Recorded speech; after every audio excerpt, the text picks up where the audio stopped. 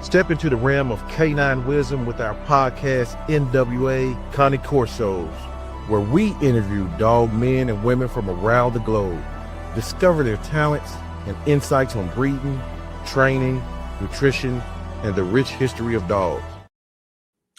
Welcome back, everybody. I'm your host, Joe of Nwacanecorsos. That's Northwest Arkansas. And we talk all things dogs, just like the intro just told you, with people from all over the world. This time we have a young lady. We pulled her back out of retirement like Michael Jordan.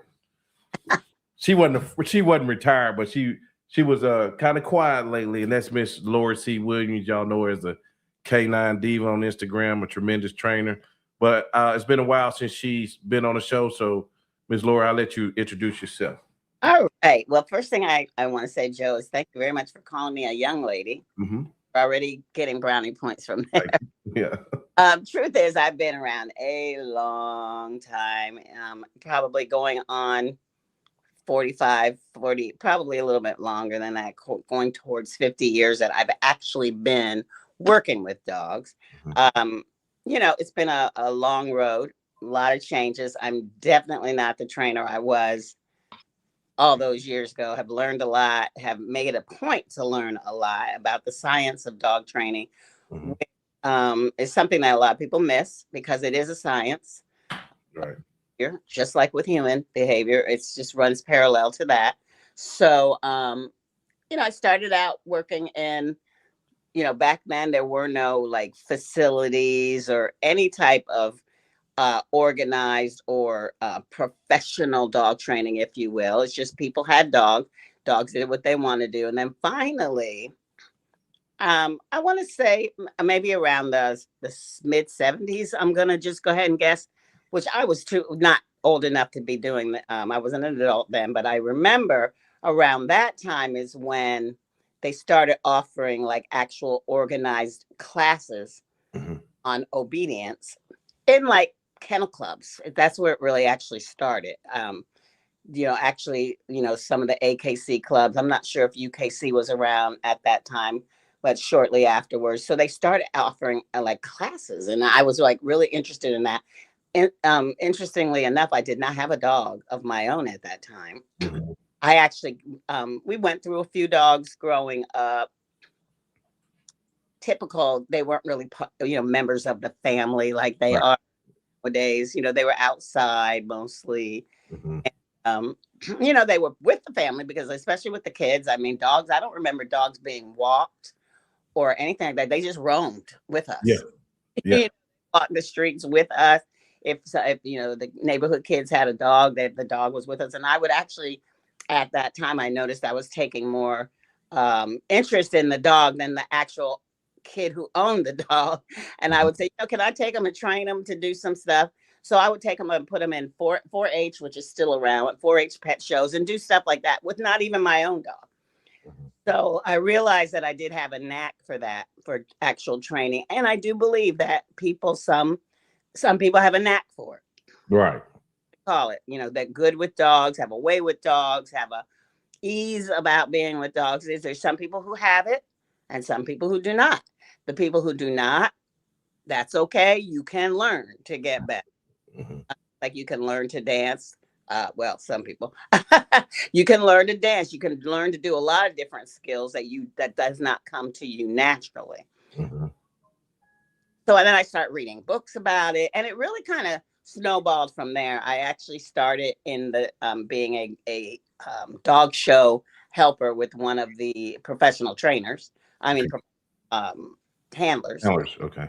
Yeah, and then would help them groom and get the dog ready for the shows. So I kind of learned from that perspective of this is what a dog's supposed to look like. This is what a dog's supposed to do. And then when I, what got out into the world, I saw that is not the way most people keep their dogs. It's very hard to find a dog that looks like a dog that is a show prospect or a show bred, conformation bred dog. You don't really see that out in the world. You see a lot of mixed breeds, which is fine. No problem with that. But they don't look and they're not trained in the way those dogs. So I had to learn how to relate to the average um, Tom, Dick, and Harry and Susan, and learn how to teach them how to get their dogs to how to get them to bond with their dogs, have a better relationship with their dogs, and that is what leads to them being able to get the dog to listen to them, get the dog to understand, like really even want to listen to. Why, I always, one of the first questions I ask when they say well, he doesn't listen. And I usually ask them, well, why should he? Right. Good. Why? What incentive? What are you doing with that dog that makes him want to? Now, that's a big thing. Want to, Yes, sir. meaning forcing them to. There's two different ways to do things. Mm-hmm. Because yeah, you can force a dog. We learned very quickly they were a mammal that was big, some even bigger, as you work with a lot of the large and giant breed dogs. Mm-hmm. Um, got a lot of power, Yeah. more than you maybe as a human, Mm-hmm. but you still can overpower them using various different techniques and whatever. So it was an overpower. Whereas I always gravitated to getting them to want to work. Let me go back to those dogs that followed us neighborhood kids. We didn't have leashes on them. Why were they following us? Why were they not running off to chase whatever? They weren't. They were following us, whether we went through trails or wherever we went. So, why did they do that? Even way back then as kids, whatever we were doing with them, they liked it enough that they say, "Hey, these are my people." These, Mm-hmm. some people call it pack. This is who I'm supposed to be with, and they followed us voluntarily. Right. You Right.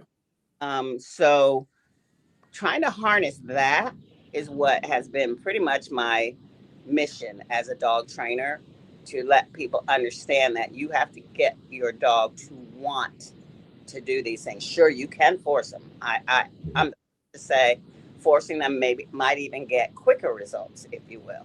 Right. Not once that the tools and everything comes off, will they still want to? And that is for me pretty much the key. Right. I don't want to bore everybody with my credentials. I have my they can go on my and look me up on my socials. It's all there. I have owned my own brick and mortar facility for 21 years.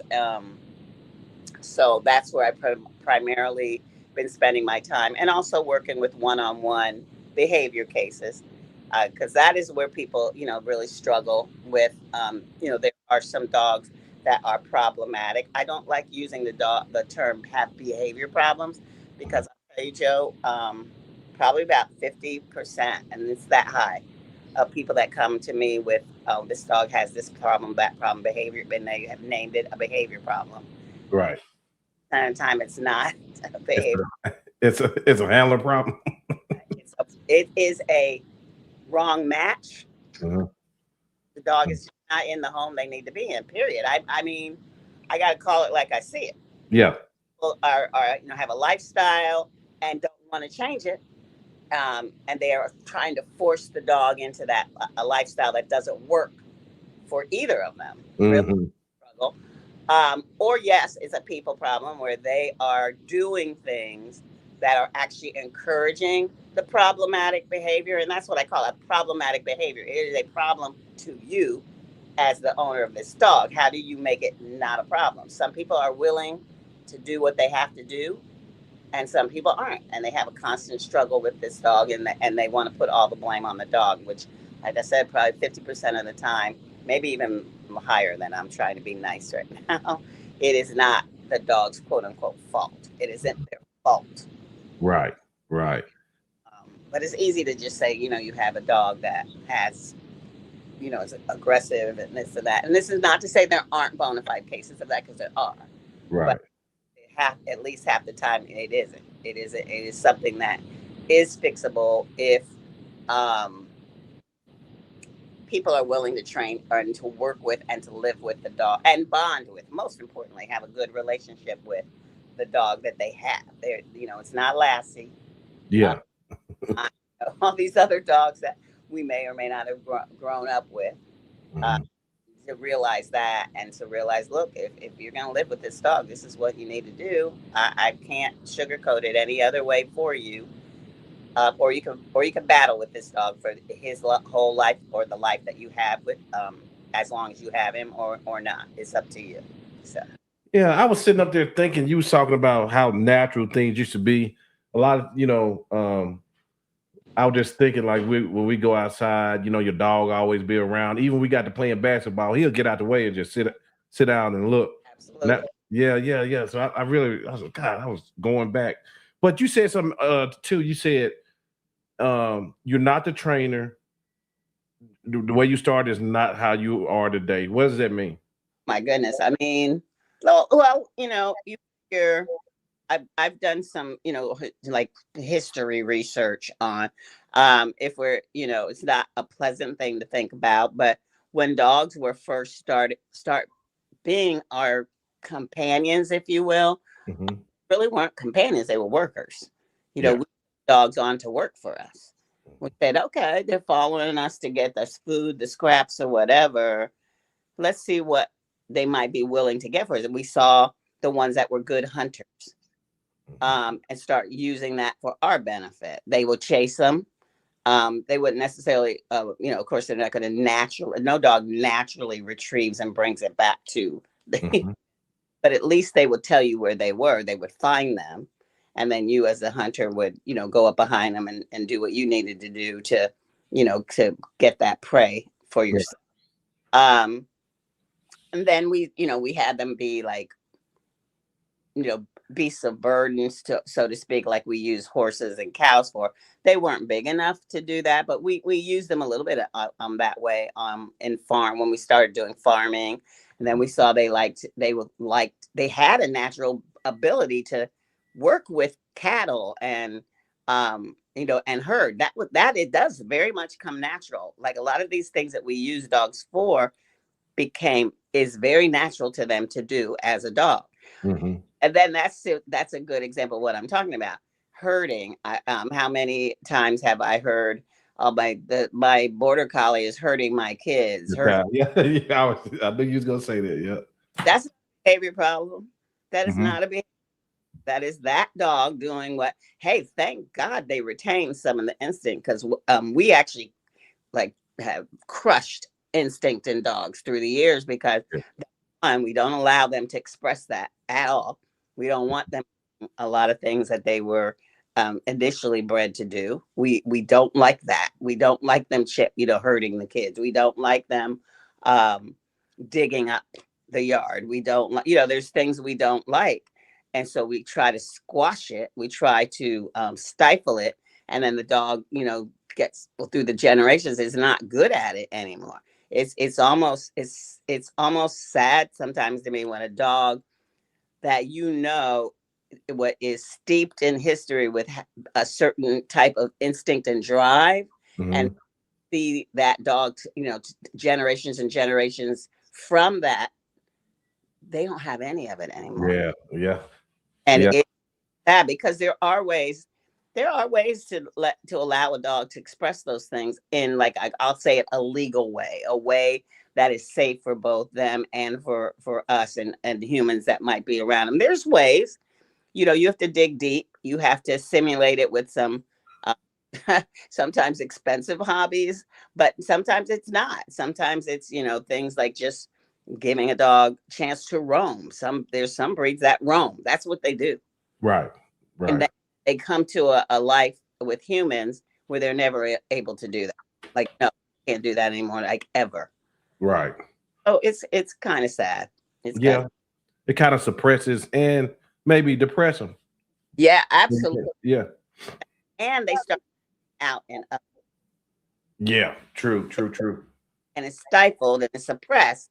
So what do they do with that energy? What do they do with that drive? What do they do with it?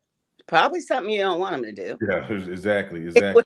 going to be labeled as a behavior problem, when in actuality it is not. So Right. So Doug said earlier, Doug, you said, well, I'm not gonna go into all of my credentials. They can look, Yeah. but Doug said, toot your own horn. And I say that because I want to ask you this: we got titles now on what type trainers is, and we got this world, that world, and you have done a lot of disciplines. You done came from the. So today, do you title yourself positive only? What do you title yourself as?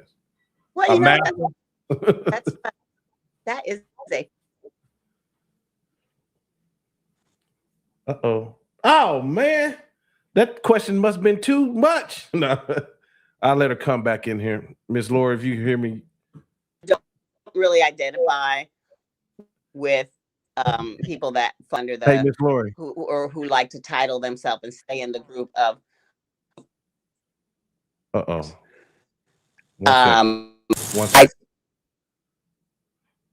Miss Laurie. don't really group, and I don't really feel I fit in with the balanced group. I just kind of really do my own thing, and always have. I actually, yes, a lot of my training lean towards positive reinforcement. I'm mostly about getting a dog to work for me and a dog to understand in using positive reinforcement and motivation. Mm. Be put in that box because that there are things that the that group might do that I don't agree with. And there are things that the balanced, the ones that have labeled themselves balanced trainers, there are things that they do as a kind of a group. Like they'll say, I am a balance trainer. Well, when I look at some of the things, I'm like, well, I don't think I'm quite that either because there are things that, are problematic to me that I see as accepted in that community. So but I will say this, I will say that anybody who is looking for training that wants to do it more of a mindful way and a way of really thinking and working with that dog and giving that dog what that dog needs, come up with a name for that, Joe, and I'll be happy to sign up. The help is there. Okay, let's see if this works. Okay, can you hear me? I hear you. Oh yeah. Well, we good. We good to go. Yeah. Okay, so when you were talking, I Computer. pretty much, it kind of chopped out, but basically I was hearing you who you need to be, and you're somewhere in between all that. Yeah, yeah. Is that right? Yeah. Yeah, yeah. I mean, I will toot my own horn to a certain extent because I've accomplished a lot. I mean, Hmm. I have. I mean, this behind me, that is like just a smidgen. I have ribbons and awards and boxes all over the place. However, probably my biggest I don't even really think that is the biggest thing that I've done. I think the biggest thing I have done is change people's lives, change them in their dog's life. I feel like a lot of dogs that would not have made it in their families, and also because that's important. If a dog starts out with you, I a success is when you can stick with that dog and come to still form a great relationship, both of you giving and taking, because you have to, just like any relationship in life. Right. Right. That is probably the thing I'm most proud of because I still hear from people. I hear from people today that I may have worked with 30 years ago. Dogs are long gone, and they tell me how much that I helped them and how that was the best dog they ever had, and whatever. I've also helped people follow in my competition world's footsteps as well. Right. And they've done really super well, and I know for a fact that that dog would not have made it if that person had not found a way to work with that dog's energy, that dog's drive. I have a lot of people are ready to give up almost immediately because they're like, I can't do anything with this dog. What do I do with this dog? And being able to show them and then being able to them to have a happy life where both of them are, their needs are being met and they, find that harmony. That's the best. What Yeah. else? Really, what else? Like the all the ribbons and awards you get, They're just paper. Yeah. Satin, and the titles are on paper. And Hmm. it's not worth any money. But one of the funniest things, my son, who's in his 40s now, he would see how much I was practicing with the dogs and everything. And then, I would go to a show and he'd say, "Well, what'd you win, mommy?" And I would show him the rosette or the ribbon. And he said, "That's all." He said, "Huh?" He just could not wrap his 4-year-old, 5-year-old brain around that I did all that work to bring home that, because he didn't understand that. But for me, everything I've ever earned on a dog, I look at those things and I look at that dog, and sometimes it brings tears to my eye of what we created together, what Yeah. we were able to achieve together. And Mhm. competition isn't everybody's thing, but I like to train people to form the same type of or the same type of relationship that someone who is doing competitive sports. We want them to be your teammate. We That's right. want to do that. We want them to not have joy, share the joy of winning a stupid ribbon or whatever, but I want them to share in the joy of how happy you both are, that you both had fun playing together. Because at the end of the day, that is what you're doing when you're doing competitive stuff. It's playing. I don't care about the most serious person who thinks they're this and that and world championship and whatever. You're still just playing with your dog. That's Right. down to it. So I'm going to ask you a question because this is probably the hottest topic uh-oh. in the dog world right now. It's mixed breeds and pure breeds. Oh I've gosh. been covering the subject. Better Breeder Chronicles, Miss Laurie, she been covering crossing and purebreds. Like it's like a war right now because it's like people feel like uh the purebreds are being attacked and it's a dogs in shelters and they saying and then there's a lot of mixtures going on and it's kind of like the Cowboys and one side, well, we do it better, and all this. But let me ask you from an honest point.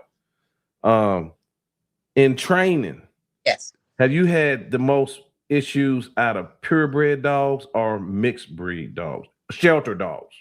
Let me put it that way. Well, I will say this. I do actually I do have more probably clients from shelter dogs. So I'll put it that way. Like I said, Yeah. it's not a problem with the dogs per se. Right. Right. That's not the dog's problem at all. Hmm. But the people that have acquired their dog by way of secondhand and whatever Hmm. circumstances, made that come up. Yeah, I would say that that's my largest client base. And I do have a explanation for that. It's Okay. because those were the dogs that were the most neglected. Now I'm talking about dogs that were not not necessarily purposely bred to be mixes. I mean, because there are, you don't see as many these days, thank goodness, because people are spaying and neutering a lot more than they used to back in the day.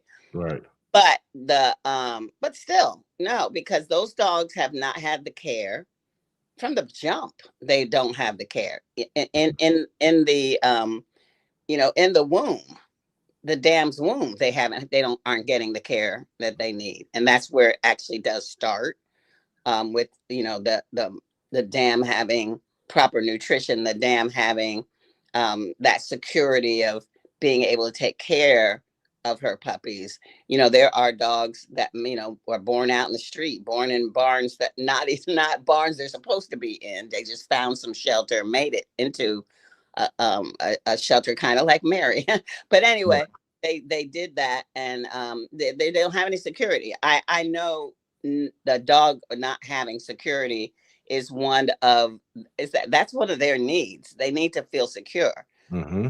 They're domesticated enough that they know they're not protected from anything.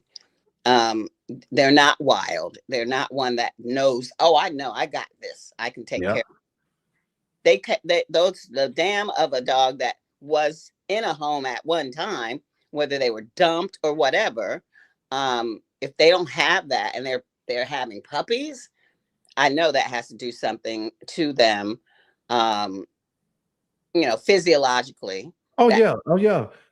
Because you hitting on a good point, and because if she doesn't feel safe, right, if she doesn't feel secure, she could abort true, those babies naturally. yeah, You know what I'm saying? or Yeah. worse.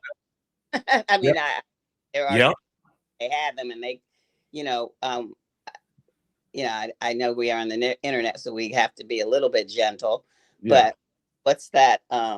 There's a book out about that who enslaved woman when they had babies, they knew I'm not letting a baby be in this world. Oh yeah. Yeah. Yeah. So Uh-huh.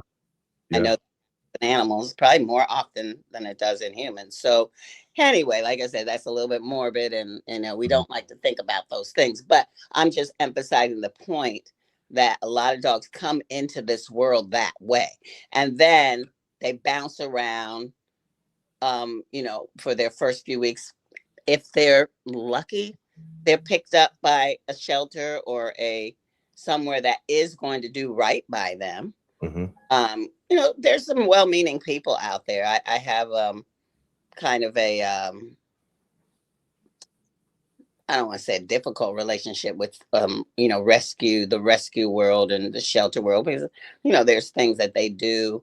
They want to get the dogs out. They save and put a lot of resources into dogs that and the ones that have the best chance, sometimes they fall through the cracks. So it's hard though. I'm not in that world anymore. I did a lot of fostering dogs through the years. So I definitely am not sitting here to criticize people who devote their life to that.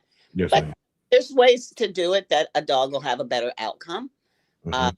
and ways not to. So, that happens. And so some of those dogs, it's a revolving door. They're in and out, in and out, in and out, in and out. Finally, they land on someone. And that's usually the person who will bring them.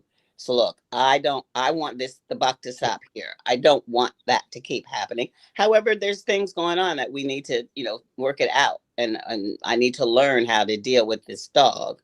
And finally, somebody helps them. I would probably say that's the largest client base that I have. But this is not to say I don't see problems in purebred dogs either. I see, a lot of problematic relationships with them too, because um, it all depends on what the breeder is like. It's all depends on how the breeder is placing puppies, and Mhm. that's huge.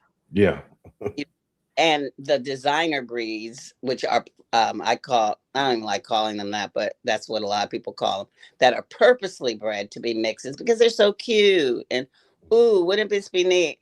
They're all like the fluffy, floppy ear dogs, people like kind of the doe-eyed look dogs that is very appealing aesthetically to people. They've actually done studies on that. Um, but nobody knows what their temperaments are going to be like, and you don't know. I mean, it might look aesthetically pleasing to you, and it might sound cool.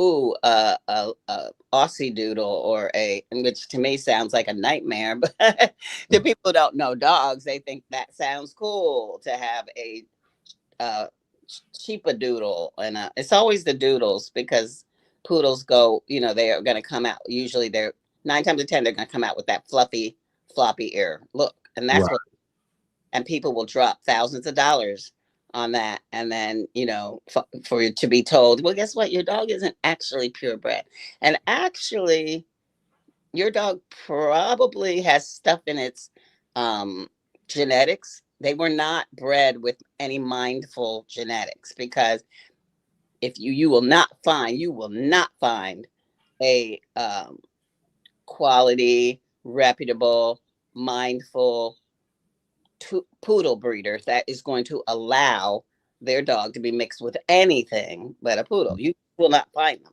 If they did allow that, then I would have to question you know, their dedication to that breed. Right, right, right. Um, Before we started, I mentioned something. I saw a clip, and y'all go to Miss Laurie Instagram for some inspiration, for some laughs, for some knowledge, and then some stuff to just make you like, well, damn, you're right. And one thing I saw, one clip I saw, it was like you was starting to do this almost like fact checking, a myth breaking thing. And I want you to just let the spirit lead you on this, but I want to start with this one. You said that one common misconception is harnesses make dogs want to pull. And what was your answer and stuff on that? You know, like, first of all, dogs want to pull. They want to, they're wearing. Uh-huh. But the only thing I do believe is that there's two things with the harness back and forth. Because, yeah, that is a big one. That dog trainers, I hear every day if I turn on social media, there's a dog trainer saying, oh, yeah, and the harnesses make your dog pull. Well, I want to see evidence of where you show a dog without a harness and then show them with a harness and see that harness, quote unquote, a piece of material taught that dog how to pull more. I just want to see. I want to see. I'm always asking for evidence of things that people just blurt out. What it does do, and I will be the first to admit it, if when your dog pulls, there are some harnesses that are made in such a way that actually helps them. Like, oh, I like this new whatever because I can get lower to the ground in this. It feels more comfortable. I don't feel that like pulling on my neck. Hey, why not? Mm-hmm. So they're still pull. It didn't teach them to pull. Mm-hmm. But I will say this: there is a place for harnesses. Absolutely. I don't know. You've seen my Dalmatians. They're usually the ones that are on my social media. Sometimes I've seen them. Yes, ma'am. Mm-hmm. Sometimes my Chihuahua is, but I actually have an even smaller dog. I have a 2.5-pound Yorkie. Okay. I'm not putting a collar on her because her trachea is probably that big. That big, yeah.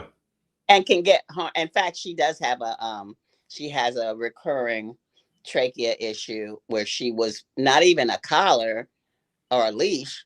She had to wear one of those because she's quite old, but she had to wear one of those Elizabethan collars, and just that harmed her trachea. Oh wow! But yeah. Because it was like the opening is real small because her neck's real small. So anyway, trachea problems are real in tiny dogs. A big, huge dog that does not need a harness. The whole point is for you to teach them to walk nicely by you. Teach them that behavior. Well, a harness really isn't going to get that from a dog either. You're not, because a lot of people will get a harness thinking that'll help. They don't get it to, give up necessarily, intentionally give up. They think it'll, I thought it might help them to not feel it on their neck and stuff. Well, no, not really. It's not helping. It's not hurting. You're just staying the same. And like, there's more harnesses out nowadays that some of the front clips that they've done a lot of study and research and practice, really working with them to see that they don't mess up the dog's gait and the dog's reach, because that was happening a lot too. Some of the harnesses were really stifling their movement, and they'd have problems later. How did that happen? Yeah. Good. So we learn, and that goes back to what you said, Joe. How I'm a different trainer just basically because of knowledge. Like, I've sought out learning things. Like, you can't stay the same. Like in anything, would you go to a physician, a heart surgeon? A heart surgeon? Oh, great! They have a lot of experience. They've been in doing transplants for 45 years. Awesome. Yeah, I like that. But what if they say, yeah, and they do the same technique they did 45 years ago? Because I know there's too much, robotic stuff and all kinds of things. Technology can be used for the good, and it has in scientific research. Why would you not do that? Or at least I want you to explain to me why you didn't. Like, I'm also real big on a dog trainer being able to explain why they are doing things a certain way. Don't just tell me what to do. And no, I'm not going to just tell my dog what to do either. I want you to tell me why that is better than doing it this way. Yeah, because if you can't explain it, you don't really know it. You don't. You don't. Yeah. And that, like I said, that goes on both sides because Yes. um, I actually the funny thing is I actually came up right when prong collars were getting kind of introduced into dog training. Hmm. But a lot of us didn't use it. A lot of us used choke chains or slip collars. Hmm. Because that's what was basically like that was like part of the equipment. I know we didn't get to really go into it deep, but in the history of dog training, formal dog training and bringing it to like the general public, the military did that. You know, or we followed the military and how they were training the dog. Right. That's the way we started. Well, that's the way they started. And so we kind of patterned our way, kind of parallel to that. And then one of the more popular trainers back then, Keeler was his name, and Yeah. Robert, I believe. And he that's the way he did it. And he used the slip, The and Sibley. Yeah. yeah, collar. That's what he used. So that's what Mhm. we. So I learned how to use that tool.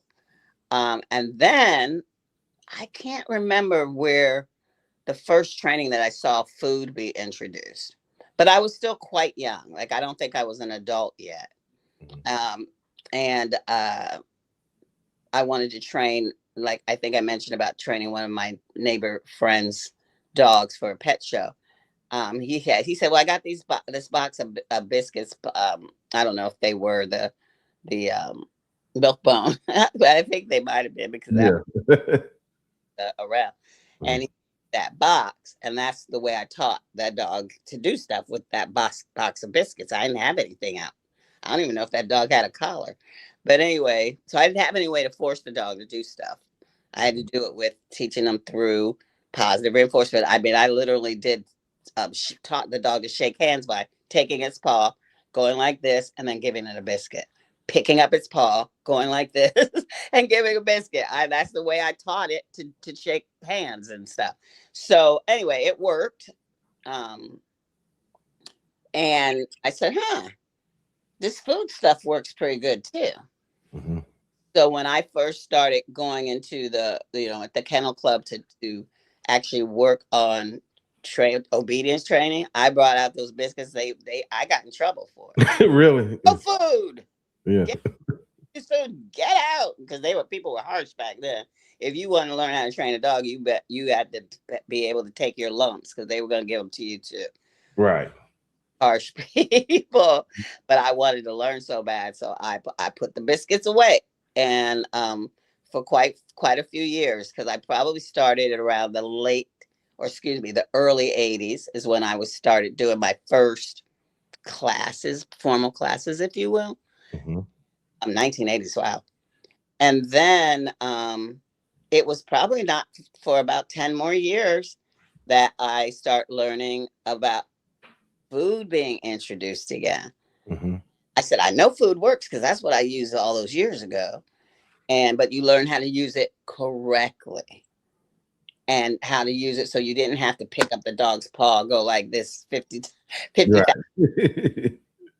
So, and then I would start learning about clicker training, and it really kind of snowballed. I was like, you know what? This speaks to me, not having to do things, manipulate, and do things to coerce and intimidate my dog to get him to listen, to do things. I said, Mhm. to me, this speaks to my personality. This speaks to who I am as a person. Just me. It's all a personal thing. I don't Mhm. grudge anybody for the way they do it, and I also don't judge people for how they do it. I still think at the end of the day, most really love their dogs, so they're not, even if they might do something that I might go, you don't have to do it that way.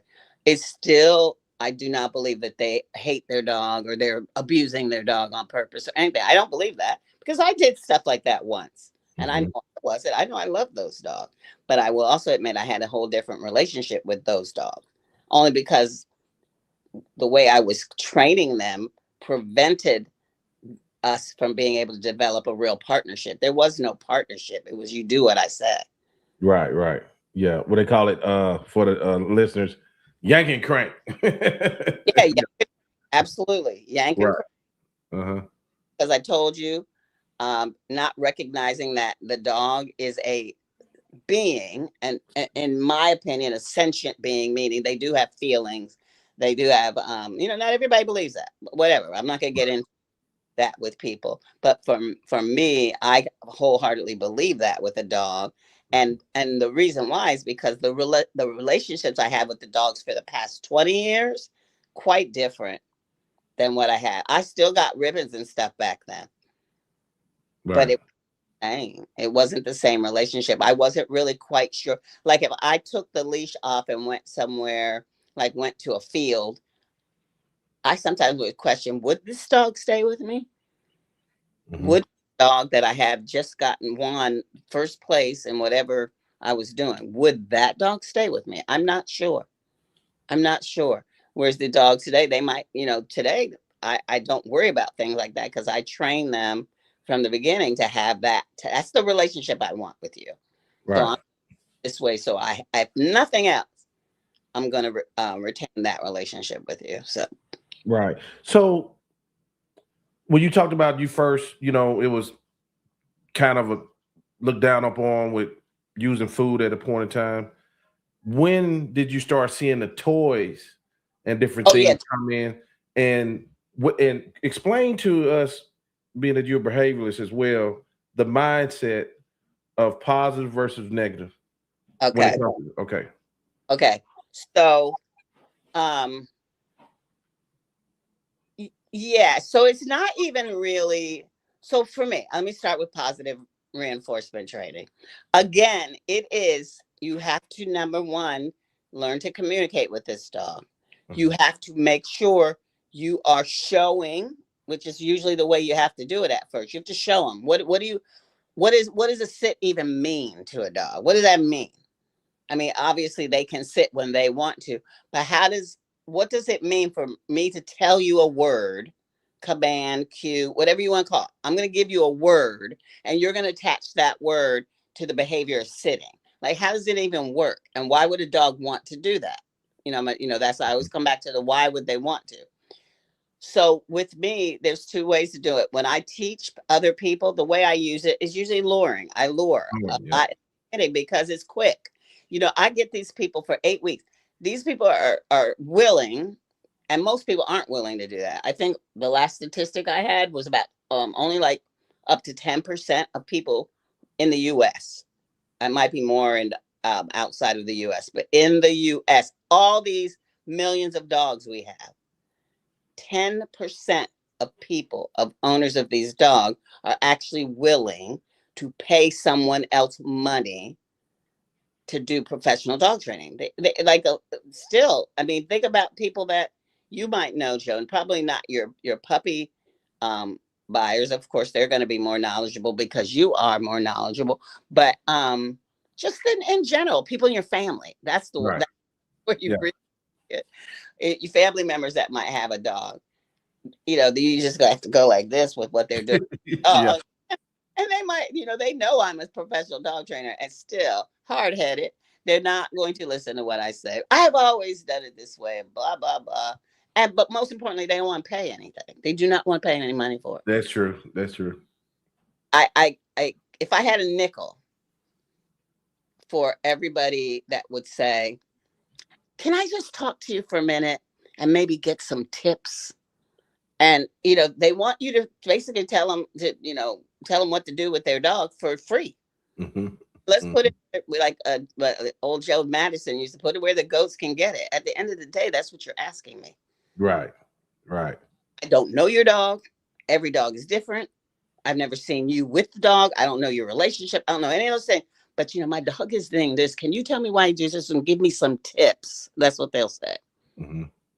I'm like, I know you wouldn't walk into a lawyer, ask them that. I know you would. Right. The audacity. Yeah. Can I talk to the attorney for a minute? can you give me some tips? I'm having trouble. No, but they'll do that to a dog trainer in a minute. They Now, do, yeah. they will. They just expect. I have people that will send me private messages on the internet, and they'll do the exact same thing. They'll write me a whole like 3 paragraphs. Mm-hmm.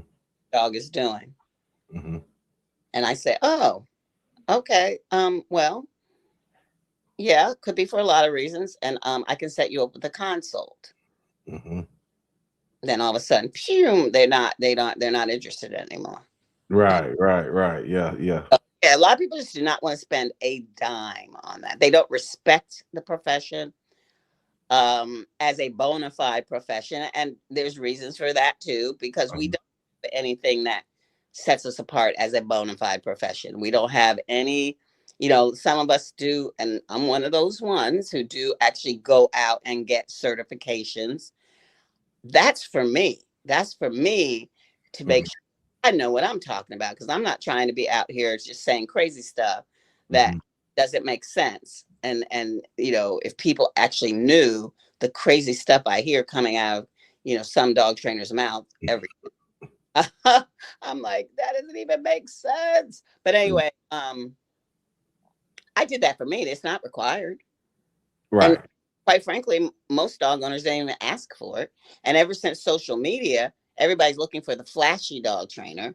Everybody's looking for the person who can do all these tricks with the dog they're using in the video, which Mm-hmm. is going to be carefully picked. The video is going to be highly edited. Mm-hmm. They're going for that. But that's what everybody does this day and age because of social media. It's changed the game. Yeah. Back in the day, the game was is your neighbor talking about the dog training that they got for their dog? Is the vet saying, the people that are able to look at it more objectively are Mm-hmm. the ones telling you, or is it somebody that is handpicked? So back in the day, we didn't have social media to sell us as a dog trainer. It had Right. to be actually are doing, and social media changed everything. It changed everything. Some good, I mean, I like some technology and stuff, but if I'm being honest, probably mostly for the bad, because it's confusing people. It's very confusing to people now, and one you can literally find opposite two dog trainers telling you the complete opposite. Oh yeah, for sure. You know. Yeah, for sure. Podcasts, and I've been saw that. Oh And yeah. then we got the courses, which the courses are cool, but I'm more of a hands-on guy. Yeah. You know what I mean? I learn more better like that. The courses, okay, in theory, okay, yeah, blah, blah, blah, blah, blah, blah. Yeah. But applying it, I still want that professional. Absolutely. Like Yeah, you both. yeah.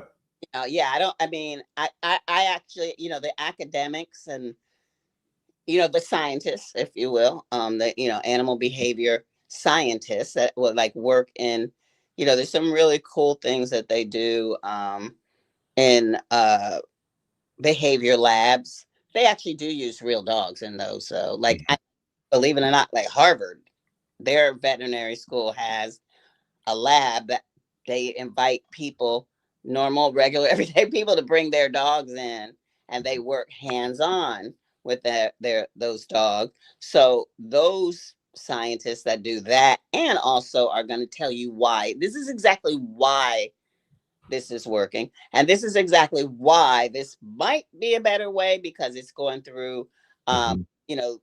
these different stages that will have you able to have it be long term, not just something, because a punishment, if you punish a dog for when they don't behave, quote unquote, you punish, you correct. That's the word a lot of people use. It's only as good as what it lasts for.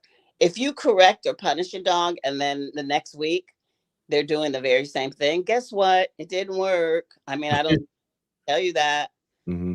Um, so positive reinforcement, actually what it does is it builds up a strong history of, yes, the dog being paid. And I put it just like that. Mm-hmm. Would you go to work if you did not get paid? And tell the truth. Mm-hmm. I don't care how much you love your job. I love dog training. Right. Right. But again, I talked to you about, the people that send me 3, 4 paragraphs and then want some tips. Yeah. That, Yeah. if I really, sometimes I do give them some really short tips, but one tip leads to a next tip, leads to the next tip. Next thing you know, I'm on the phone with these people for 45 minutes to an hour. You know better, huh? You Yeah. done been through. You're not me on this phone. Yeah, yeah. So yeah, and like I said, Joe, 9 times out of 10, they won't follow through. Once you say, well, we can keep going with this, and we can figure out blah blah blah, and bring your dog in. I get to meet your dog, and that boom, no, don't hear from them again.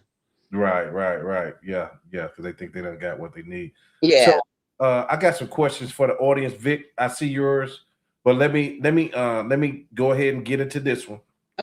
For my get in trouble segment. Ooh. E-collars. Yes. What are your thoughts? You know what?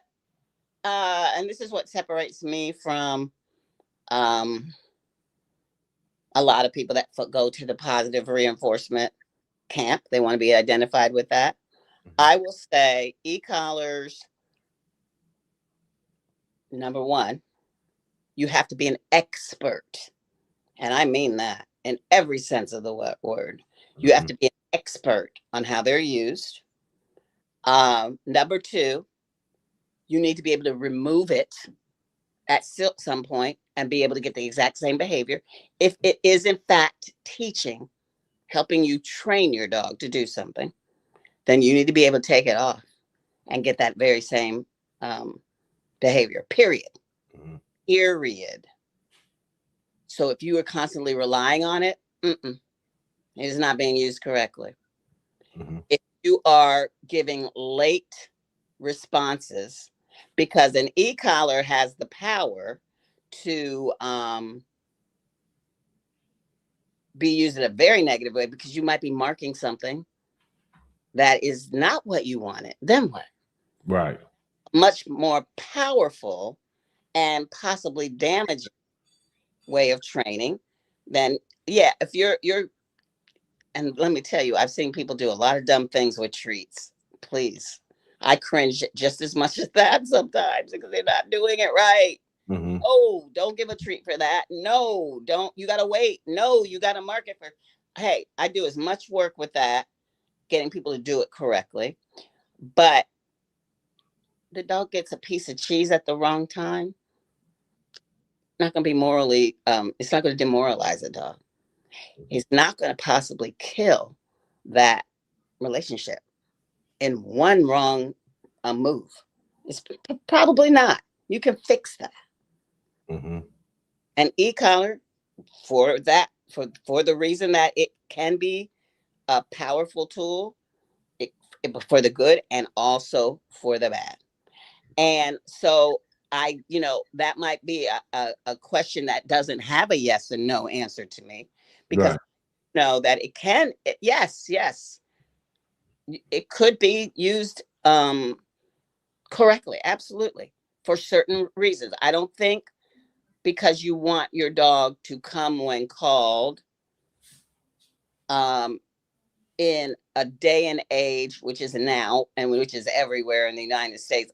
I believe last time I checked, every state in the US has leash laws, period. Oh, yeah.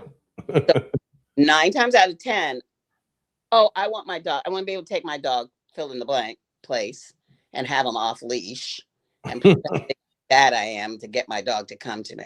Well, no, to me, that's not a valid reason to use an e-collar.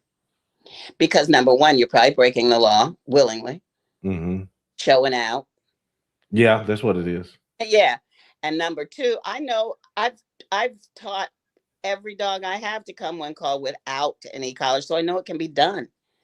Did it take longer? Yes, it did. But also, most people that use e-collars to train their dogs to come when called, because that's a big one, they never have the dog off of the e-collar. They always have it on, but it's just on there for insurance. That's what they'll say. That's true. Yeah.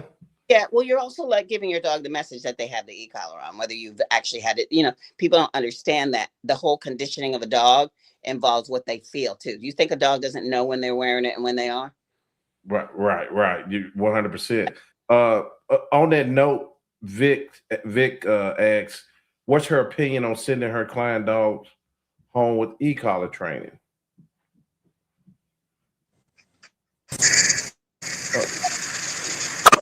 Uh, Yeah, you blanked out for a minute, but I think I hear you. okay, can you hear me? Yeah, I hear you. But go ahead and repeat that last question. Okay. What's her opinion on sending her clients' dogs home with e-collar training? Absolutely not. You Yeah. know what? Joe, let me tell you something, Joe. And Vic, is that the person's name who asked? Yeah, Vic. So I used for a brief time, I was actually a fitness professional. I was amateur bodybuilding, very amateur, but I did it. Mhm. And personal trainer in the gym. That's why my business name was Pup and Iron, PUP and Iron, because a lot of people say pumping iron. So I said, I'm going to have a dog gym one day and it's going to be Pup and Iron. And people laugh. He goes, oh, that's cute. Well, the joke's on them because I did. I did it. I achieved it. But anyway, you can't even teach people to step like take one step and then take another step. Like if you want them to do it to music, do you know how hard it is to teach some people to just do that? Timing. Timing has to be impeccable with an Right. E. So no, I think, and I'll say it right now, so people can challenge me on this if they want to. But I can say a lot of those the franchise companies that put an e-collar on every dog and send the dog home with an e-collar, I'm going to go ahead and say it. 90% of their clients are not using it correctly, and they're just zapping dogs. They're just zapping them. Mhm. Wrong time. Um, they're not, because some of them aren't even taught the correct way. Boom, there you go. But they no, so I'm certainly not going to that's like putting a gun in someone's hand without the proper certification and training. Yeah. No. So I have a question for that. Um, you can you see me? Because I can't see you right now. No, I can see. No, I can't see you right now. But You you. can't. So I'm gonna kick you out, and then you just hit the link and come back in. Okay. Okay. All Okay. right. And I got a question for you right when you come back in. Okay. All right. Okay. What y'all think I'm gonna answer? And Vic, I'm gonna get into. Dang, I just forgot what I was gonna answer. How I was gonna put it.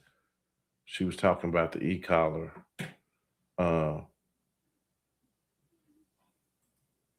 oh, I know what I'm answering. Yeah. All right. Yeah, Street Rossi. Yeah, Doug, he gave you a link. I know I'm not a protection dog trainer, brother. Yeah, I'm not a dog trainer. That's why we got all these dog trainers you can pick from. We done had some of the best in the world on this channel, man. There she go. There you go. Can you hear me? Yes. And Okay. yep. Yes, yes, man. So, Well, also, before you go on, Joe, let me be clear. I don't train the general public with e-collars. I know, like I said, I think it's important for any trainer to know how it works and to mhm, become adept at the whole way from step to one, what you do, whether you're using it on a preferably not a dog that can, a fake dog, whatever. mhm. But you need to learn how it works. So, because how you gonna tell somebody else not to, and you can't explain to them exactly why? Well, because it hurts. Well, yes, I won't say hurt. I don't like using that word because hurt is a subjective word. What hurts one person doesn't necessarily hurt another. Is it unpleasant? Yes. That's the whole point.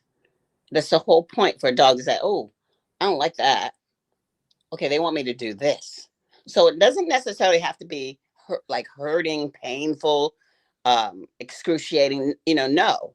And if that's the way a trainer is verbalizing why the dangers of e-collar, no. If somebody's doing it correctly, then it doesn't have to be something that is I'll put it like this. You remember pagers? Oh yeah. I never liked how that felt when the pager would go off. I just didn't like it. That Right. buzzing, the vibrate. I just wasn't like hurting me. I didn't have like that, but it was unpleasant. Right. So if somebody said they were going to call or whatever, and I knew it was around that time, as soon as I started to feel that the vibrate, I turned it off real quick because I didn't like it. Right. Well, for some dogs, it might be something as simple as that. Other dogs are very sensitive, and to them, it might be painful to them because look at it this way: with a dog, they don't know where it's coming from or why. Mm-hmm. They just all of a sudden feel something, and some dogs panic, like, "What was that?" And then they don't want to do anything because they like, I don't want that to ever happen again. You could have that dog. I don't know. All dogs Right. are. So, but the whole when I hear a trainer say, "Well, it doesn't bother them. I can put it on my own neck." Well, good for you that it doesn't bother you, but you don't know that it doesn't greatly bother that dog. You don't know. Right. And if I can do it, if I can train without it, I'm going to do it without it. It's just really quite kind of simple to me. Like, why would I choose to do that? Especially when, again, 90% of people who do the e-collar formulaic training at a lot of these places, that's just the way they do. Every dog that comes in gets an e-collar, and then they go out with the e-collar to an owner who has no idea what they're doing. It's true. It's not being used properly. It's being used. Right. Let me tell you this, Joe, too, real quick. And this is what confirms it to me even more so. I get a lot of calls from people who had prior e-collar training. And they called me up and they actually did not know, I swear to you, they did not know that the higher you turn that up, the stem, it is actually shocking. Yes. It is shocking to dog. Maybe not in the type of shock that we learned growing up of like somebody on death row getting a shock. Right. Right. Right. But it's along the same line. When I came up, there were no e-collars when I came through dog training. Then they did appear, but you know what? Who the only people who use them? The only were hunters. Who? Hunters. Oh yeah, that's true. Yeah. Yeah. Hunters that needed the dog because that dog would go way, way out. And that dog was trained to bring back, but sometimes it was so far the dog needed assistance, if you will, you can call it that, to find the hunter. Mm-hmm. That's only people using them. They were quite astute at using them too. And nobody ever said anything to them. Nobody ever said you're being abusive or anything. No. We stayed in our lane because they knew how to do it correctly. Mm-hmm. The dog to do, and it was for a bona fide purpose. Right. So why would we butt in with that? When they went mainstream, and I actually remember, I don't think they do this anymore. I don't go into the big box stores much, but they were selling them in the stores. They were behind a little case because of what they cost. They were a more expensive item in the store than most things. But yeah, I'm not going to mention their names, but we all know the big box stores, the big three that are pretty much in every state. Right. In the store for people to just go buy it. Yeah. Yeah. That's nuts. Oh, You talked about bad timing. Yes. Oh my. What okay, you missed the timing and you burn the dog. What does that do to the dog's mind? Have you ever seen any negative behavior implications after being the e-collars on? And plus, it looks crazy. You got a pet, you a pet owner. You got all this shit around this dog neck. I'm like, Absolutely. That brings me right back up to what I was getting ready to talk about. It's like the dog knows when because the way, not only the way it looks, Joe, think about the way it feels. They have the probes. Oh yeah. The dog knows when he has it on and when he. So nothing is effective if you can't take it off. This is what I love about the reason why I love competitive dog sports, because you have to get the dog to do that naked. They got nothing. Mm-hmm. And they're still listening to you, and they're running with you, and they're doing what you ask them to do. Mm-hmm. They know why, because they're your partner at that point. Mm-hmm. Now, if you are using an e-collar, if you can't get from using the e-collar and holding that remote to that, where they don't have it on them, and then you get the exact same behavior. You don't need to be touching. Yeah, you're No. right. You're right. Yeah, I believe. See, like you're 100% right because, like, I believe that's e-collars are for top-notch trainers as well. You know, and the training world is the sports world. That's like a trainer's playground. And sometimes I think when money's involved, like those e-collars and things and stuff start going into the consumer world, much like DNA tests and the companies. First, you know, the breeders use tools for these DNA tests, health Uh, panels, and now it's in the consumer world. mm-hmm. You know what Yeah, I mean? Yeah. yeah, yeah. That's that. Those are mostly marketing ploys. Right. I'm not going to sit here and say that dogs don't have some of those other breeds DNA in them. But it's funny because they'll say, "Well, my the predominant breed is a I can't even think now because so many there's so many different breeds. But think of the most obscure breed, and you do dog shows as well." That you have never even really seen in person. Like it's just the most obscure breed, and that'll be in there. And I'm Yeah. like, Yeah. what, like, what was Right. those um dogs walking around on the street? Like, come on. There's Mhm. just I find that hard to believe.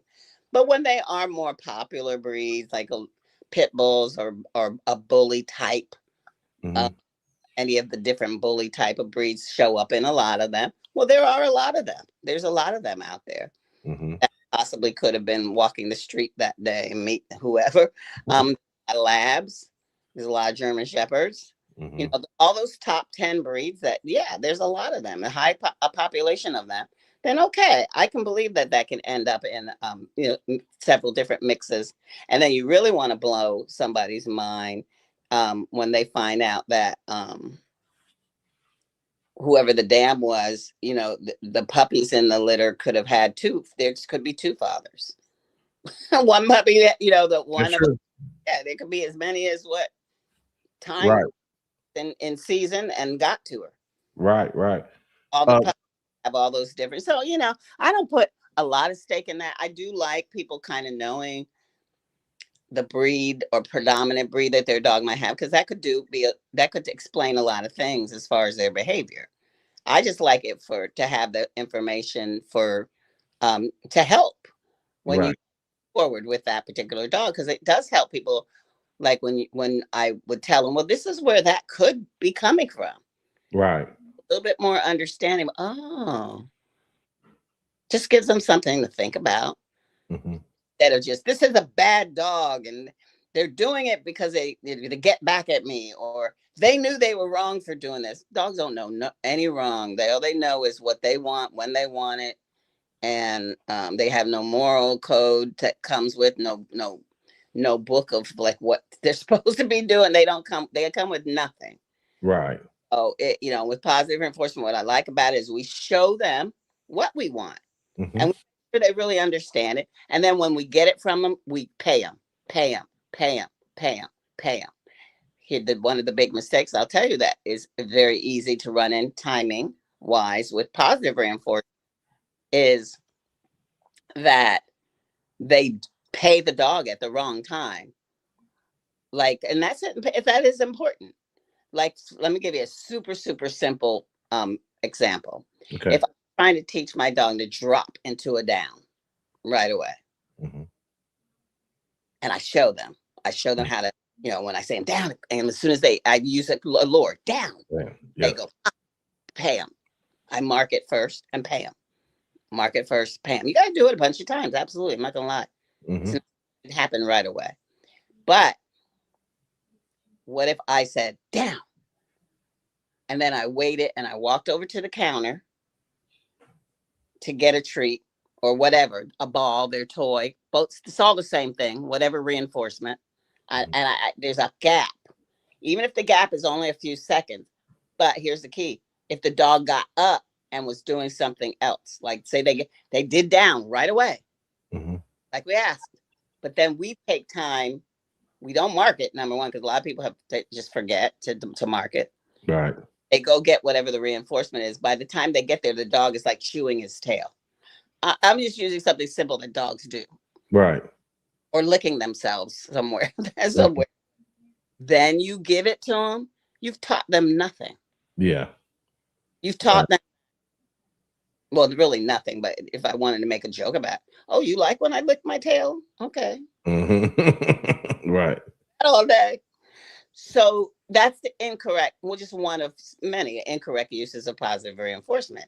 I say that all the time on the internet, and I see trainers doing it. Yeah, yeah, yeah. So, and you have to be equally nitpicky when you are teaching, training, whatever you are using. And I find, like I said, I can't answer e-collars yes or no. I can't answer but I'll tell you what, I do put a big responsibility to the people who are using them, because I know people who use them that I'm not going to sit here and argue with them. They could be a way better trainer than me. They're getting behavior out of this dog that is amazing. But the difference is they get that same behavior without the e-collar. They don't have to use it forever. That's true. Yeah. And use it for insurance. Right. Yeah. Yeah. Tell me if your dog trainer is teaching you that way, I'm not going to begrudge it, but I want you to tell the truth. Are they using it the way I just described? Right. Because for the pet owner, that's why I really stressed it before we got on.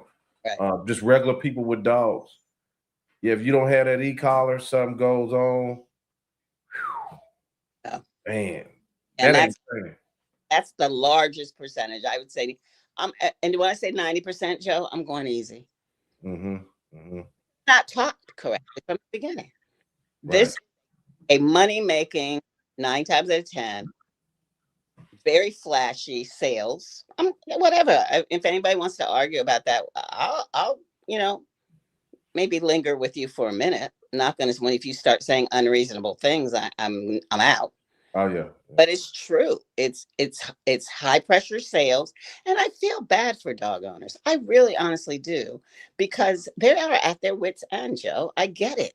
They're at their wits' end. They just want to live with this dog. They love the dog. I never question their love. But so they'll sign up for anything if you give them guarantees and all that. They will sign up for it.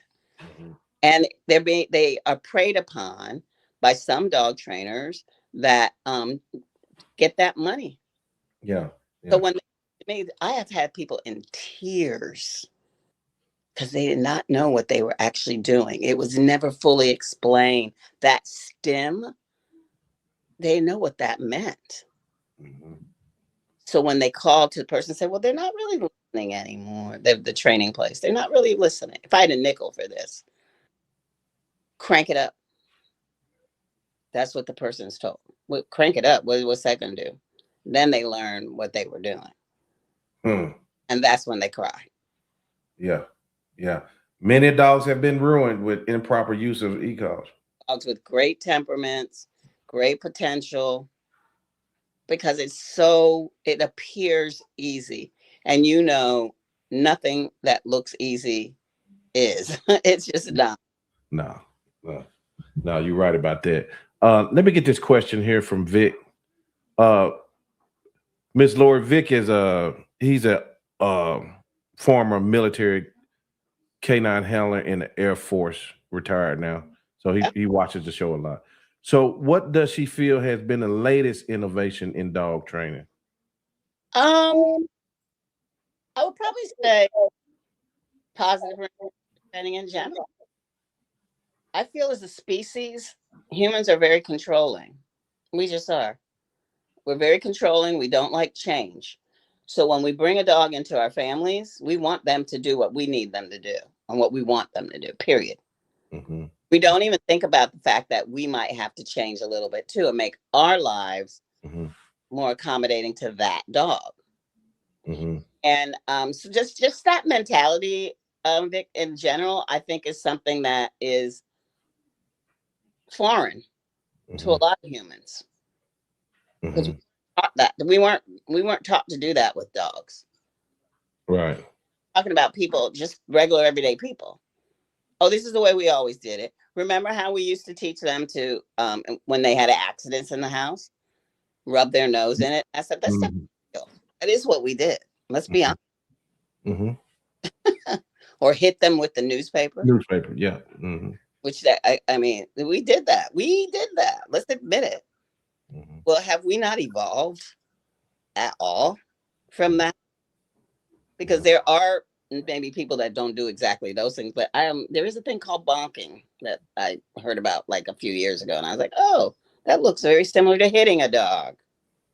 I could be wrong, but I know you're throwing something at them and it's hit, whether it's a rolled up towel or whatever, it still is the object of the dog watching you do something to them. Well, Right. same thing to my dog that makes them go like this. If Right. my dog goes like this, that's a problem for me. Mm-hmm. It would be a problem if anybody that I loved, I went to reach for them and they were had to brace themselves. Which reach is this? Mm-mm. Right. Yeah. You know. Yeah. I mean, so and if anybody else saw that whatever that being was go like that when I would reach to touch him, I'd be embarrassed. How you gonna explain that away? You can try, but anyway, so I'd say that's it. That is why it's very difficult for some people to move away from the fact that they have to be the controller. Remember when we used to call the dog, or we used to call ourselves the dog's master? Does that not make you cringe? It does to me, because the connotations of master, servant. I just cringed just now saying it out loud. Yeah. Oh, I don't want any connotations of that. And I certainly don't want my dog to look at me in that way. No, Mm-hmm. I Mm-hmm. would rather it be, oh, awesome. Let's go train. Let's go play. Because, like I said, it's all playing. It's all playing. I don't care if Yeah. Yeah. protection, especially. Those dogs are playing out there. You ever watch? I mean, you watch that? I Mm-hmm. think it's fabulous. I watch that all the time. Mm-hmm. When dog is released to go to get the bite and to chase the suspect. That is fat. That dog is having the time of his life Yeah. playing. Right. And people look at, ooh, big bad dog. No, that dog is about to have the most fun that it's it's a shame that that you practice with them, so they get to do it when they're in practice. But those dogs want to do that all the time. They want to do it. Right. Right. I got a few more questions for you, Doug. Let me start this one. I got that one at the bottom. He just asked. I would like to ask you about boundaries. Yeah.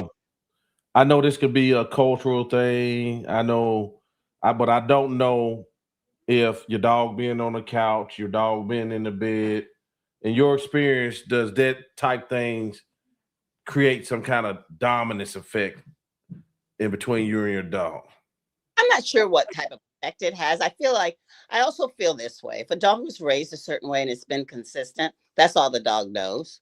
So they Mhm. don't really feel any type of way about it. It just is, that's their life. However, let me go ahead and be the first to admit I gave my black card in a long time ago. Come on. I don't have a black card anymore. Okay, okay, okay. Why you got your black card no more? Because I knew I wasn't gonna be able to abide by it, the rules. So no, I think that's a personal choice. I Mhm. don't think having a dog in your couch bed or whatever is going to make them more dominant over you. Absolutely not. What, especially like, why would they all of a sudden say, "Oh, now I'm the boss because I'm in the bed"? No, but here's what makes a difference. When I tell that dog to get off, they need to do so immediately. Period. Because I am their leader. I got no problem with the dog knowing in the partnership I'm their leader, but there's a difference between being a leader and being a tyrant or a dictator. There's a difference. Mm-hmm.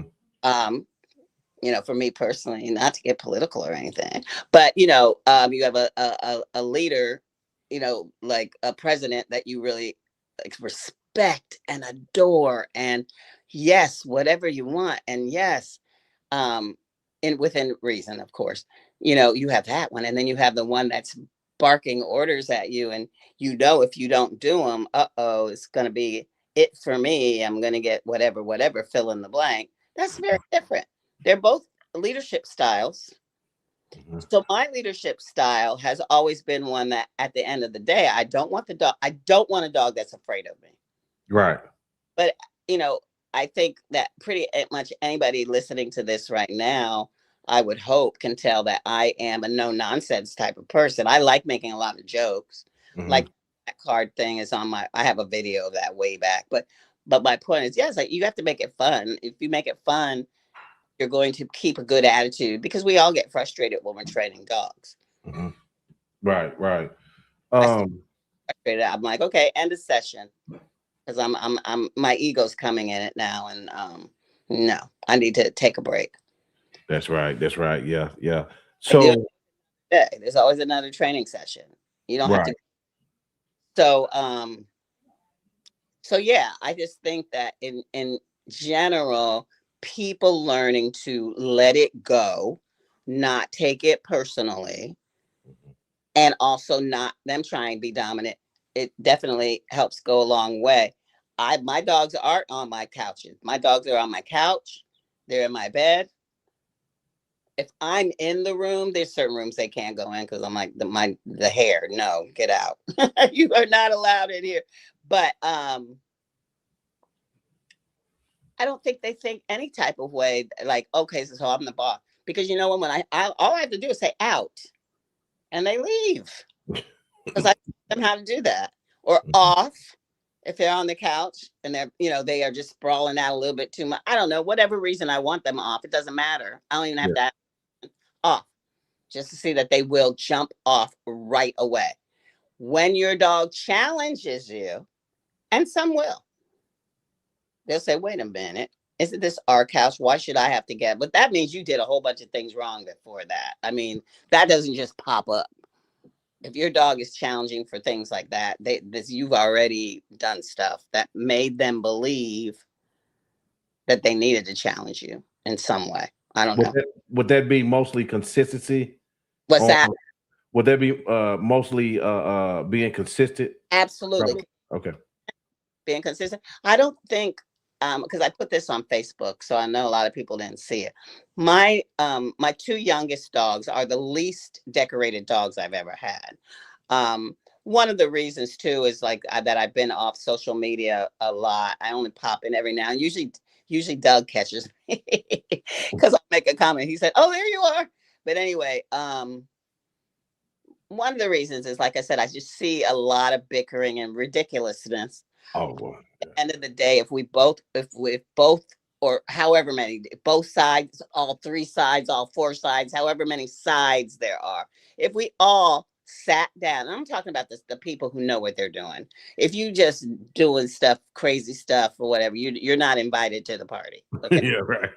You're not invited. It has to be people who actually know No, yeah. how behavior works and are willing to be honest about it. Now, if you are, because that purely positive junk that they talk about, nobody's purely positive. You can't possibly navigate a dog through this world and be purely positive, meaning what they mean by that is lenient. Positive is not lenient. Positive is not permissive. It just means you've used a certain method to teach them what you need to do. But yes, Joe's consistency. You're doing it consistently, and you're doing it in a way that they understand it, and you're doing it correctly. Both sides do things incorrectly. I watch it all the time. I was getting sick of seeing that, but also I've had a couple of physical challenges I had to take care of this past year. A couple of procedures I had to do. I wasn't here for this junk. I don't even use social media to build my business. My business is built on the local level. Like, a lot of people, most of the people that come to my facility and come to my classes, that's all local, word of mouth, veterinary. I don't even do advertising in my area. Which thank you for saying that. A lot of people don't get that the word of mouth is still working where you be so strong in your community.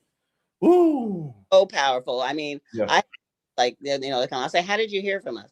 And they say, my grandfather, oh gosh, that makes me sound real old. They were old when they first started coming to me. But anyway, my grandfather, they brought their dog here.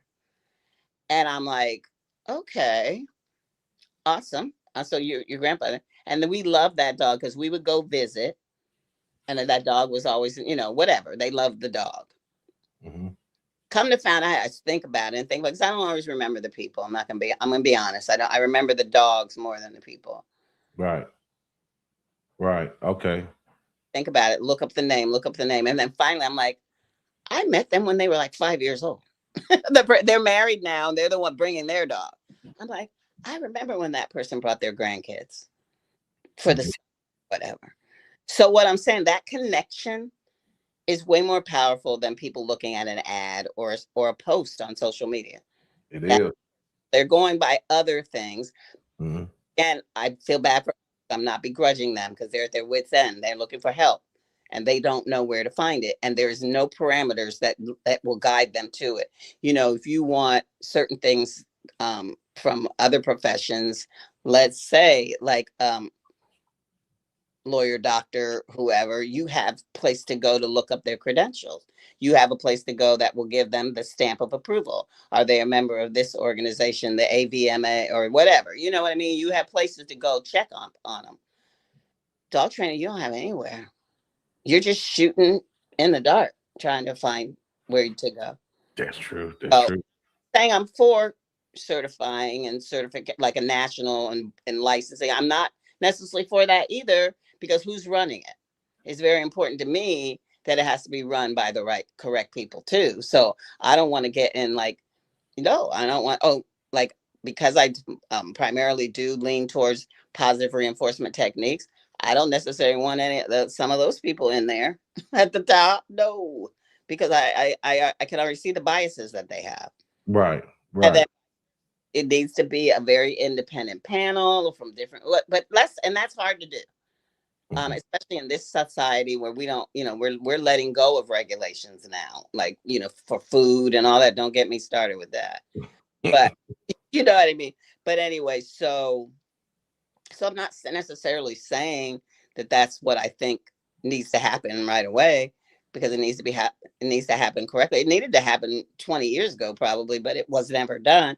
So people are just out there, and the best thing that we can do is really just educate, prompt them to go look up and research things. Don't just believe a social media post. Mm-hmm. Take it at face value, because that's all it is. And you're looking at something. You're looking at a whole medium that can be heavily edited and can be manipulated, and you don't really know. Right. Okay, a couple more questions, guys, and I'm gonna let her go. Okay. We trainers get on to me about. I'm kind of scared to ask you this question, but it's reactivity. Some trainers say, well, it's a trick word because reactive could be a dog being proactive. But I mean, when I'm talking about reactivity, I'm talking about it from a negative standpoint, that the dog is doing something the owner doesn't want it doing. What are your thoughts on reactivity? Is it created by people, or just your thoughts in general? I don't want to lead you. It can be exacerbated by people. So what I mean by that is, I don't think the people necessarily create it, but guess what? They could be reinforcing it, absolutely, by what they do when the dog is behaving that way. Now, at the end of the day, reactive behavior that manifests in a negative way, where the human is does not feel that they will be able to control their dog, meaning the dog might get away from them, meaning that the dog might, and for whatever reason, quite frankly, even if the dog is just showing exuberancy and being over threshold because they want to go meet another dog, it doesn't really matter. But if they start losing their mind, so to speak, then it's problematic. It's dangerous. And it's problematic. It's problematic for everybody that is in that moment with that dog, because should the dog get away from the owner, what is going to happen? We don't know. It's the unknown, because the receiving dogs might not take too kindly to being come at like that. I mean, I have dogs that I've had that Dalmatians that run the spectrum that would, I have had some that are very submissive that would roll on their back like, ooh, come in and say hi. But more often than not, I've had ones that say, wait a minute, what? You gonna run up on me like that? And they will automatically change. So ensues, what are the dogs going to read from that? It's just as dangerous. You know what I'm saying? Right. But we don't want that. We don't want that. But first and foremost, what you have to go into, and this is what I'm saying, being mindful about it. The dog isn't misbehaving when they do that. Okay, so let that go right away. They're not misbehaving. It is an emotional response to whatever the trigger is that they see. Most often it is fear. Some dogs don't like other dogs, just like there's some people that don't like other people. Period. I don't want a person up in my face. I don't want that. Right. We don't argue with people that are like that. Like, what if you were one of those people and all of a sudden somebody ran up to you and like went like that to you? What are you gonna do? You could draw back to punch them, which I have seen people do. Right. You could scream. There's a lot of things that could happen. So it's not. So there are just some dogs that are very emotional, and it's an emotional response. It can happen to dogs that haven't been socialized well. It can be dogs that have been socialized what people thought was well, and this is where it comes in, where they didn't create it, but they sure did not help it by putting it repeatedly in situations where it is going over threshold. I particularly do not like most like daycare type places. Yeah, we had that. Somebody else just talked about that. Yeah, like that, because a lot of people who are running them do not know dog behavior.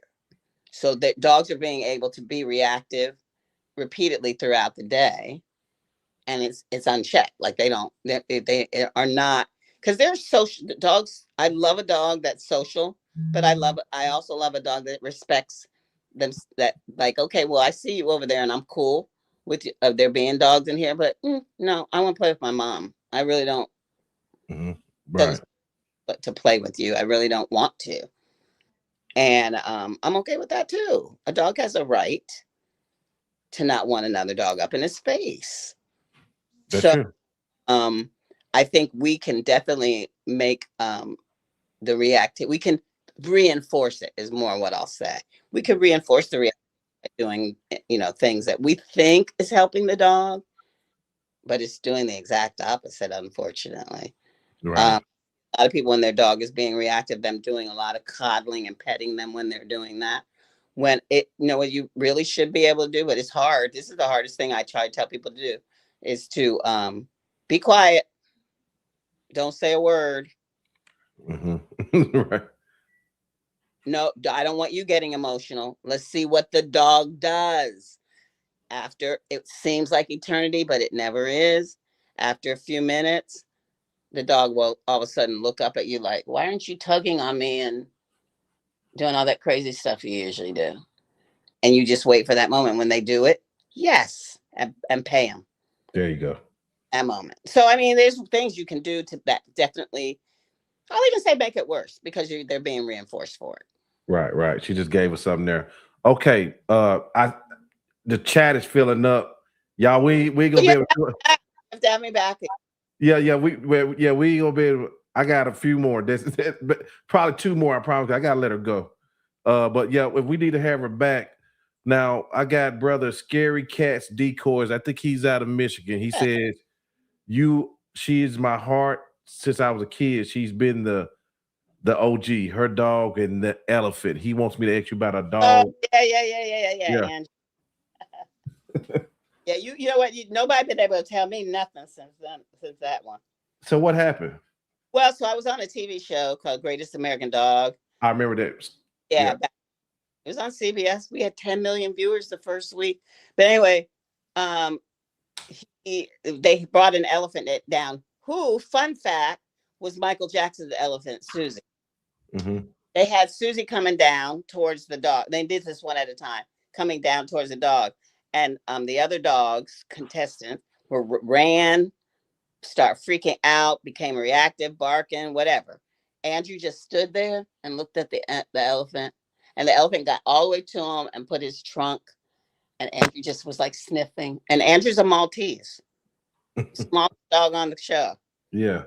So yeah, I've been nobody's been able to tell me nothing since. Okay. Yeah.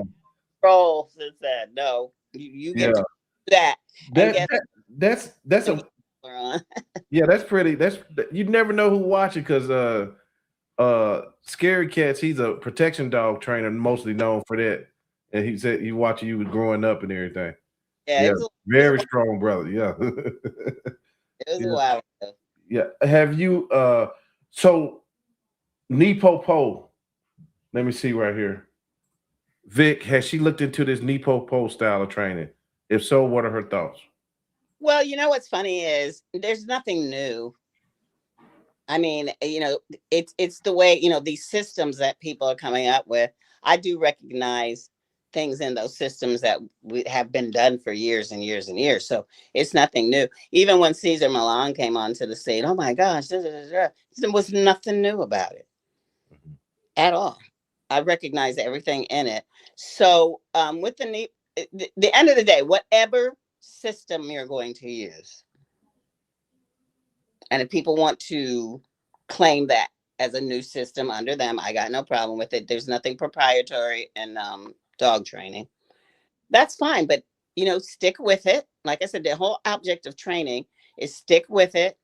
If there are any tools, and not all tools are bad. So let me also point that out. There's a lot of tools in dog training. There's things on the positive reinforcement side that are tools as well.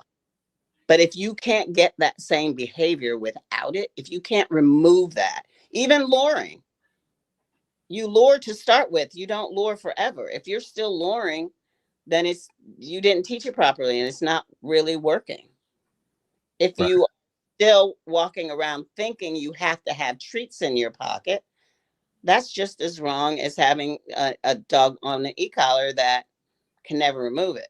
The whole objective of training a dog is so that it becomes natural. They want to keep doing it, whether you're using some type of manipulation, and not all manipulation is bad, but whether that you're using it or not. So if I'm not as familiar and deep into the future, like what happens in the future with dogs that do NePoPo. And there's another one that I just came in kind of aware of, like I can't remember what they call themselves. I think it's a husband and wife. Anyway, they do a lot of motivational training. But anyway, they whatever it is, if at the end of the day you don't have to rely on any of that stuff, your dog will still show you that same behavior that you want, then it worked. What I don't like is when people do any type of system and they'll say, well, that didn't work for me. Well, actually, you can say that didn't work for me, but when you say anything didn't work, well, then that means you probably weren't doing it correctly, and you really can't blame that method.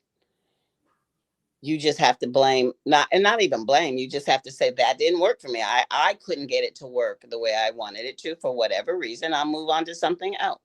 Mm-hmm. But you can't blame the method in and of itself. Gotcha. Last one. Yes, we are. Last one, y'all. Fun question from Vic.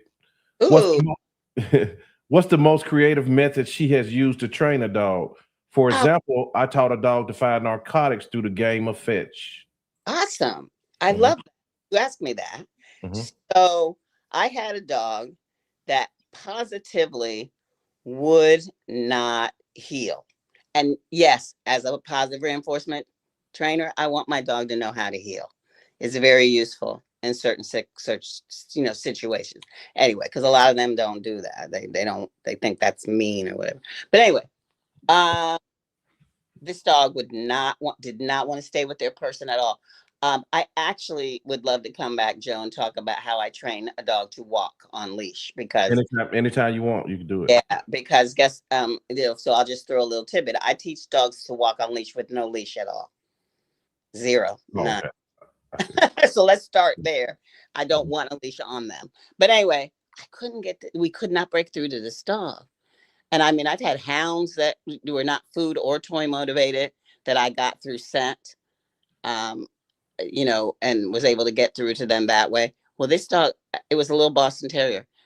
The woman finally told me I said, is there anything that this dog really just loves? She said, well, you know what? The only thing he loves is he goes in the dishwasher all the time and gets this red spatula that I use.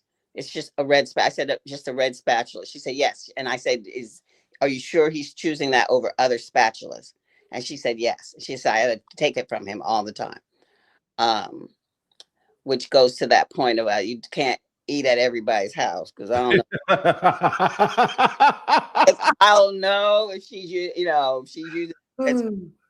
to other people cooking, but anyway, whatever. So the red spatula. So I said, bring it. Mm-hmm. Do you know? From that moment on, that was the reinforcement the dog needed. He knew she had it because you do want to at first for them to know that's part of the lure.